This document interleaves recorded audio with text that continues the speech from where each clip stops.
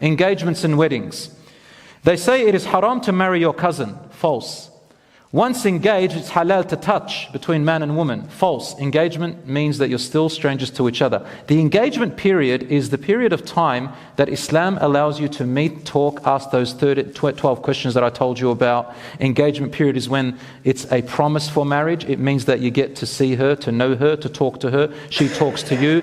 Best off within supervision. Best is at her house. If not, you can do it in public. It's better to have a chaperone. If you can't do that, some people have converted to Islam. They don't have any family members, but it's okay. Even a non-Muslim brother, non-Muslim cousin, non-Muslim father can be along with them. If you have absolutely nobody else, you can be in a public place. So long as you are safe from any fitna between each other and you talk what is necessary. Can you talk on the phone? Yes. Can you text each other? Yes. Can you talk on social media? Yes. There's no haram to it, brothers and sisters. I don't want anybody to come up and say, no, and try to be a super Muslim. It is not haram so long as you stick within the boundaries of respect and halal. And I advise everyone to let your parents know within your ability, especially if you are very young, you're 18, 19, 20, 25, and you haven't had experience in relationships or marriage before. As for older people, it's a bit more flexible because they do know about relationships better. They can control themselves better. Anyway, let's move on. It says here that here's something about weddings and engagement I discovered. There's this custom, they say, I don't know, I know it's in the Arab tradition, at least Lebanese, that the bride, and only the bride, must wear the scarf and only in front of the imam. So when I go there, I'm doing the marriage, you can see, there are other sisters, they might not have the hijab on, right? And the sister, maybe the bride, maybe doesn't wear the hijab, so she comes up and puts the scarf on, but only in front of me. Now, I appreciate that because out of respect for me, I really like it. But to believe that this is an Islamic tradition, that you're supposed to wear the scarf in front of the imam, is not something of Islam. Should be wearing the hijab, inshaAllah, all the time. It says here that if you do not recite the Fatiha for an engagement, the engagement is incomplete. I don't know about your culture and my custom. When you go and get engaged and you ask for the girl, you say, we want to get to know each other. And they say, okay, very good, yalla, let's now recite the Fatiha. And if you don't recite the Fatiha, they feel like the engagement hasn't gone through. There's nothing in the Sunnah that you must recite the Fatiha. And it says here, they say, engagement and wedding rings, a mahbas, in Arabic it's called a mahbas, it means you're imprisoned. Mahbas, it's called a mahbas, which means you're imprisoned. Can you believe that? Wow. And they say it is part of Islam. No, the wedding ring is not part of Islam, nor is the engagement. I mean, if you want to put it on, that's fine, but don't make a belief in it. The wife must change her surname. This is a myth.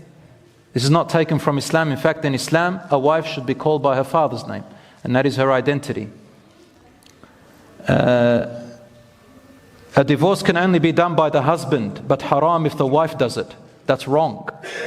A wife should not tell her husband to divorce her, but she has a right to something called khula, which is a different process of divorce.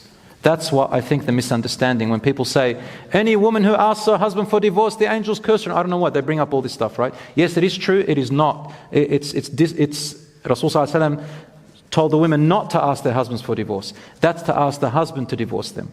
But for a wife, if she's not happy in the marriage and there is, it's gotten toxic and she wants out because she can't fulfill her duties anymore, she can go for something called khula, which is a different type of divorce with different conditions. There is always a way out if things get really nasty. So that's what Allah subhanahu wa ta'ala said. Also, it says here, the father can refuse even under unreasonable circumstances to marry his daughter off. This is also false.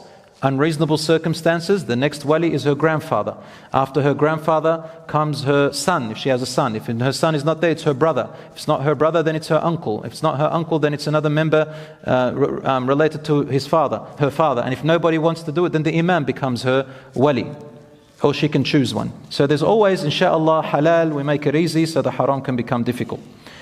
It also here says, the son must get his parents' approval. In Islam, the son does not need his parents' approval for marriage. Of course, it's better to have their blessings and be around. And parents should not make it difficult. If his mother asks him to live with her, he must. Otherwise, he is sinful. Wrong. When Allah subhanahu wa ta'ala says be good to your parents, He didn't say obey them in everything. He said don't obey anybody if it means disobedience to Allah.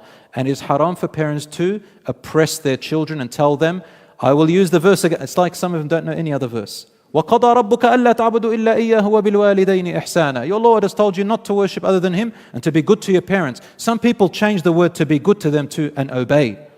Yes, obey, but not in the things that they have no right to be obeyed in. Your wife, for example, has a right. Your children have a right. Put everyone in their right places.